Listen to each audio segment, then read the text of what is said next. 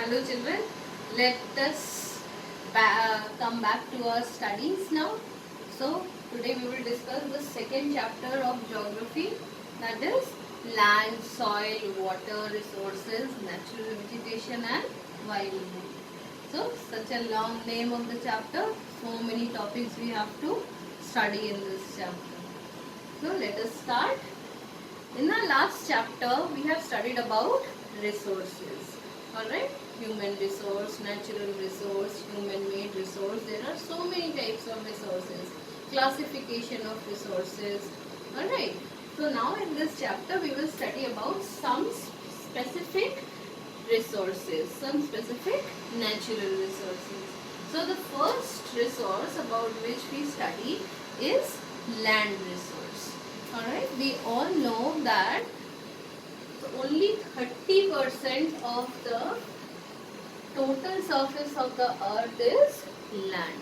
30% of total earth surface is land and the rest is water. Now, out of this 30%, the entire part is not habitable. The entire 30% part is not habitable means it is not necessary that in all the entire 30% of this land area people or animal live, or you will find certain natural vegetation or wildlife in the entire 30% land area. Some places are existing where it is impossible for any living being to live. Alright. Now the various parts of this land resources are mountains, plains, deserts, etc. So this is land resource. Now we will see that what are the various land uses. So land is used for the purpose of agriculture. Agriculture means growing of crops. Various types of crops are grown. Plantations are done. Tea plantation like when a similar kind of crop is grown in huge areas on commercial scale, like growing of tea, coffee, rubber, then dairy farming is done, animal husbandry is done.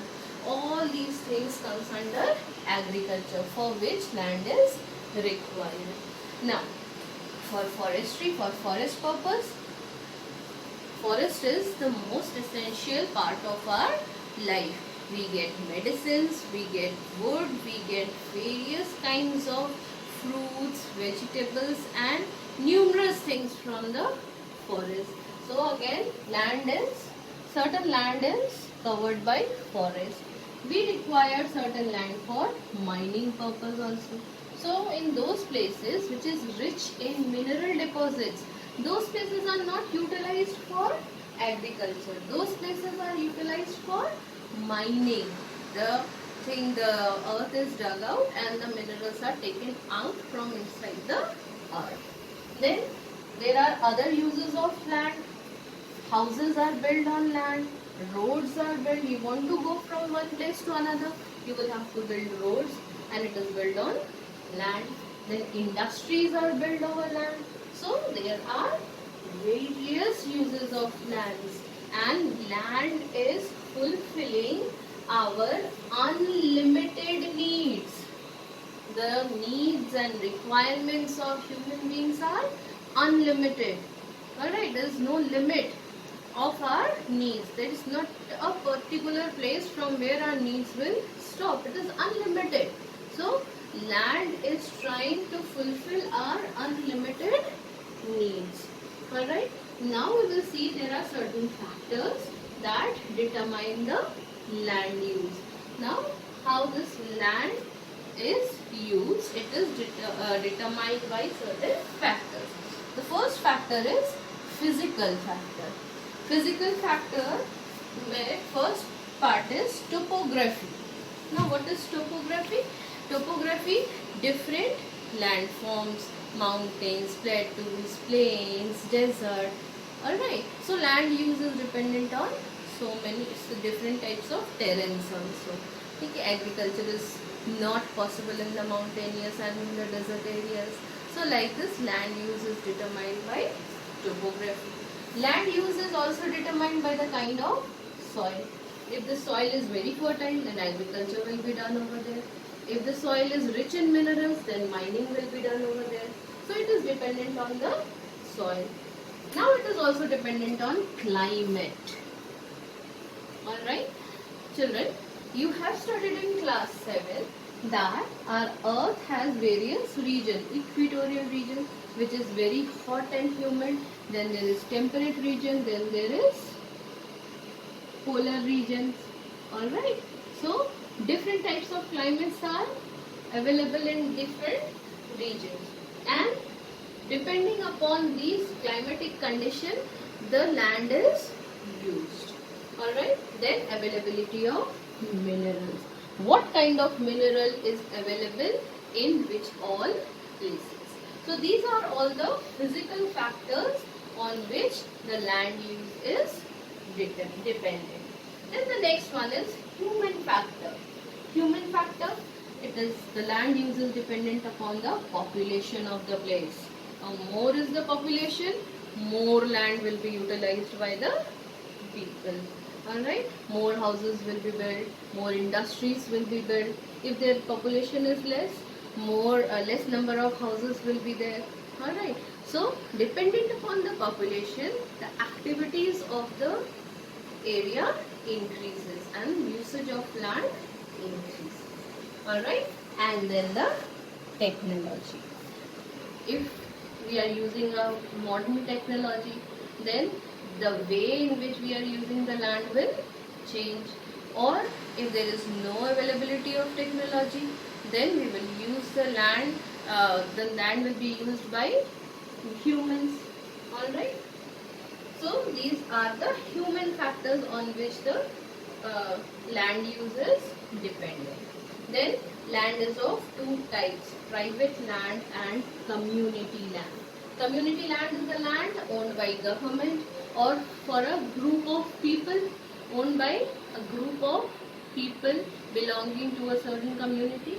Private land are those land which is owned by private individuals. Alright, now we will see certain causes of land degradation. Okay children, now we will discuss the causes of land degradation. Now degradation, before we study about the causes, let us see what is degradation. Degrade, to degrade something. To degrade something means to lower the quality. Degradation is lowering of the quality. Now if you will overuse something, then obviously its quality will deteriorate, its quality will come down. Alright, so similarly, if we continue to use this resources, because population is increasing day by day, so the land use is also increasing regularly, so the land is getting degraded. Now we will see what are the causes of degradation. The first cause and the most important cause is desertification. Now what is desertification? You have seen the places, desert places. Desert places are those places where there are no trees. So if on a certain piece of land where there is so many trees, if we will cut all the trees, then it will become desert. If there will be no trees left in a particular place, then it will be a desert. So if we will cut huge number of trees, continuously cut huge number of trees, then the place will become desert. So desertification is a process of cutting down huge number of trees on a regular basis, ultimately making the place desert. Alright, so when there will be no trees left on a particular place, then it will lead to soil erosion. Now what is soil erosion?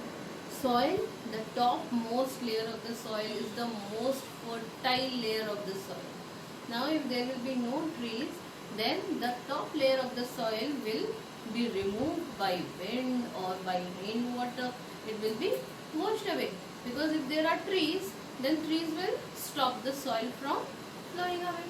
If there will be no trees, then all the soil will be washed away or it will be carried away by the wind. So soil will lose its fertility. So this is soil erosion. Alright. Now again, if there will be no trees, then it will lead to landslides. Now what is landslides?